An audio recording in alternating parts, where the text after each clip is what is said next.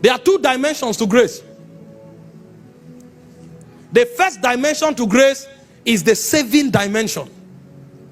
And the second dimension to grace is the enabling dimension.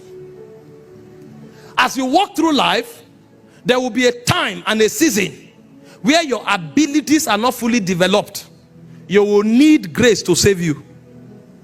And all of us pass through that phase, and we are still growing through that phase. But as you are growing in God, you will come to a point where God begins to enable you so that you too can give expression to grace. Make sure you maximize these two dimensions of grace in your life. There are many things that you have not developed your spiritual ability to undertake. You will need grace to come through for you. But there are many other things that God will deliberately not come through for you because he expects you to have developed your ability. The problem many people have is that when they grow to a level where God expects them to use the ability they have, they are still waiting for God to intervene. And God is watching. I will not keep you a spiritual infant. You must grow. As low as eagles are in the class of life, eagles know when to force their children to exercise their own abilities. These are eagles. They are not even at the human level. When the young eaglet begins to grow, a point comes, the mother takes it from the comfort of the nest and takes it out. Learn how to fly. Don't expect I will bring food here every day. It will throw the young eaglet out. It will fall as if it will crash. It will catch it. Take it back up, leave it, and it will do that until the young eagle is forced to start flying. That is an eagle. The eagle is not even in the class of men, but they know that much. We who are men, on the other hand, if your child starts coming to a certain age, you'll take him to school. Better go and learn how to use your ability. Don't expect that you'll be here at 30 and I'll be bringing you food. Hope you know when you put your child in school, that's what you are telling your child. An age will come where I will abandon you. Don't think when you are 30 you ask me for clothes. Don't think when you are 30 you ask me for food. At that level, if you can't provide food, you will die of hunger. Why? Because if you continue to pamper like that, the way they pamper, your child will be an infant forever, and it will not be relevant in his generation. And so when the child is 2 or 3, you take the child to school and the child starts learning. You are encouraging the child. You are giving the child gift for coming first until the child goes to the university and graduates. When he graduates, you start asking him, when are you getting a house? Because now this house is overpopulated. I need time with my wife. We have tried for you. And if that child doesn't get that house, after a while when he's eating, you will come. Even the way he's fetching the food, you look at it. Look at the way you are eating. Your mates are out there. You are here masculating and swallowing food like a dragon. If you like, don't go out and get something. You will force that child. Not because you hate the child, but because there is an ability that must be manifested, because there is an ability that must be tapped, because there is a relevance that cannot be achieved until that ability is utilized. That's how grace works. When God encounters a man, the first aspect of grace he brings to that man is the saving grace. And so Ephesians chapter 2 verse 5, the Bible revealed to us, when we were dead in sin, when we were helpless in sin, it said God quickened us together. It said by grace are ye saved. So God brings you salvation through grace. In Titus chapter 2 verse 11, it said the grace of God that bringeth salvation. So there is an element of grace that procures salvation. Do you know how that grace works? Sometimes as that grace is on your life, they take your matter to a corridor where your priesthood cannot handle, and they are planning on destroying you, and the grace begins to work. An angel that services that grace is activated, and somebody in the corridor of power that you have never spoken to suddenly will feel something. There will be a prick in his heart, and you say, no, why are they condemning this person like this? That person will rise up in your defense because the angel that services your grace has gone to do something to the heart of that person, and God will raise intervention for you where you don't know. Sometimes it's your job. They are planning on promotion and they forgot your name, or they deliberately put your name aside. But there is a grace for speed on your life. and that grace cannot allow one season pass you by. And so because of that grace of speed, if a cherubim must be mobilized, that cherubim must be mobilized. If the whole promotion must wait, it must wait. I was talking to a brother recently, and the guy said, he met me in Enugu last week when we traveled. He just finished his PhD, and so they were delaying his result, whereas convocation was by the corner, and the Senate had to approve his result for his name to be included so that it can be printed in the convocation manual. And they were delaying, but there was something on the young man's life. There is a speed, a grace for speed on his life, and the law of that grace is that you can't miss any season.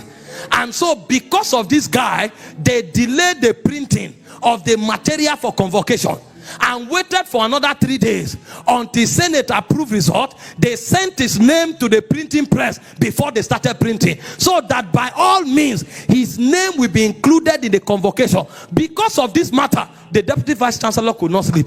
Even the deputy vice chancellor will not know why. There is a grace at work. That's how grace works. Grace will change seasons because of you.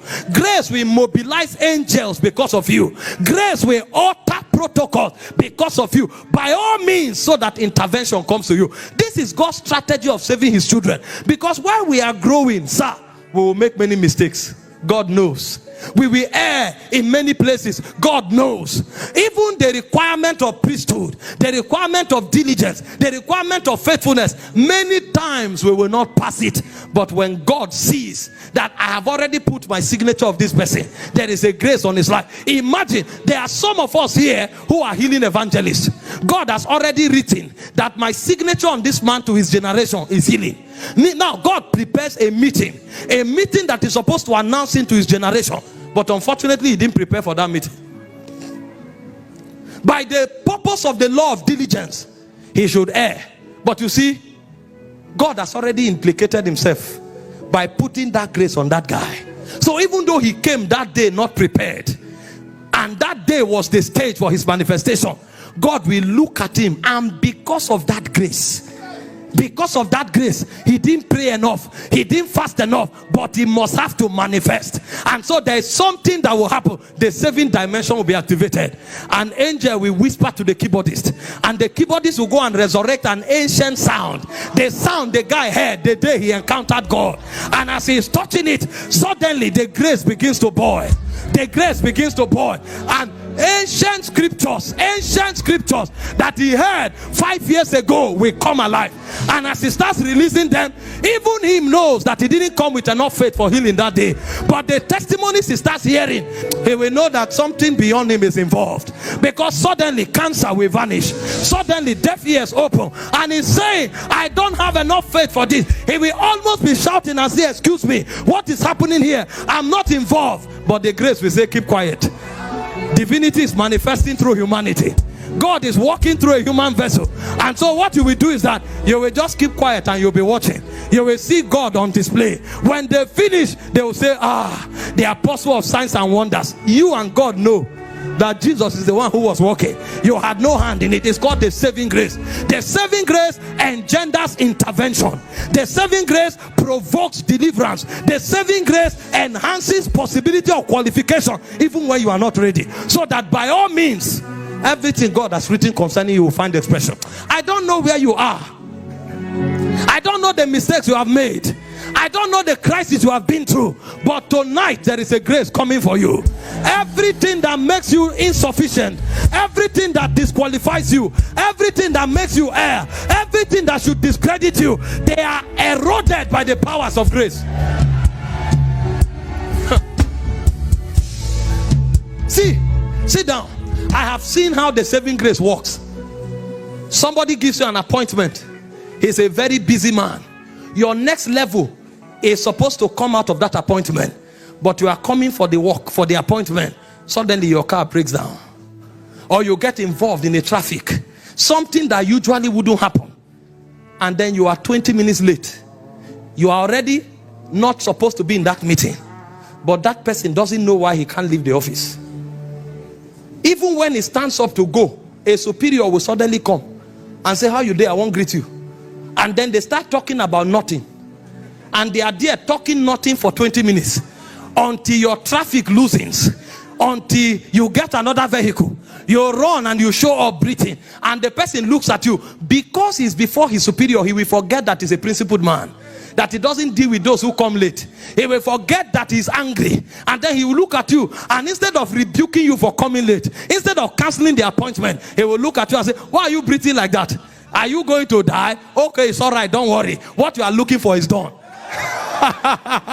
Your mistake becomes decorated. So listen, when men rise, they will tell you that many times they encountered the saving grace.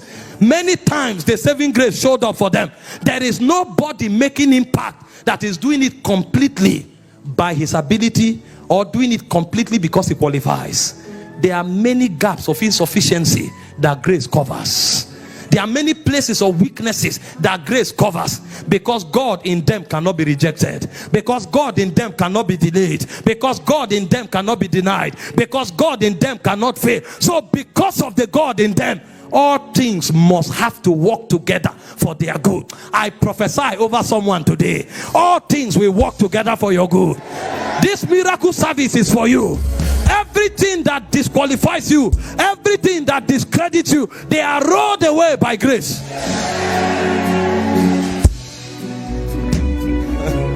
Sit down. That's the excellency of the saving grace. The excellency of the saving grace exonerates the possibility of credentials. He said, while we were yet sinners, not reasonable enough to ask for forgiveness, he said, Christ died for us. Every area where we should be disqualified, Christ shows up, and suddenly Christ becomes our righteousness. Christ becomes our wisdom. Christ becomes our qualification. Christ becomes our ability. And so it is Christ walking on our behalf. But you see, when you walk in the corridor of the saving grace, God also activates the enabling grace. Because if God only deals with you by the saving grace, you will be qualified without ability, and you will become a reproach to the name of God. God, through the saving grace, can allow you get that appointment even though you don't qualify. But the moment the grace that brings salvation appears, there is something that grace does. It begins to teach you. The saving grace comes, and when it enters you, it translates to become the enabling grace. Because God will not allow you to head an organization when you are daft. You will bring reproach to the name of God. God will not allow you get the job to be the engineer of an airline when you have no understanding. Many will die because of your foolishness. And so the saving grace does not just save and stops there.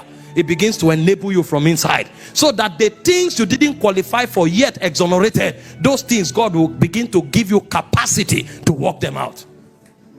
Many Christians know the saving grace, but they don't know the enabling grace. And you will see it from their prayer. Every time they are praying, oh Lord, have mercy. Oh Lord, intervene. Oh Lord. That prayer is good, but God expects you to grow. God expects you to grow, because some of the things you are asking God to intervene, God sees you as the intervention.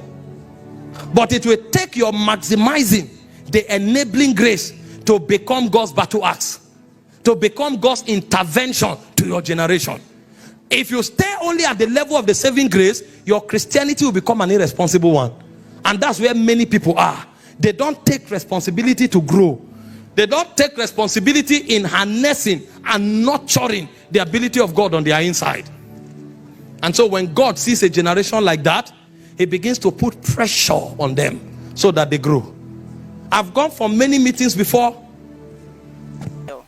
You can follow us on all our social media handles at Flaming Channel. Also visit us at www.flamingchannel.com. Thank you.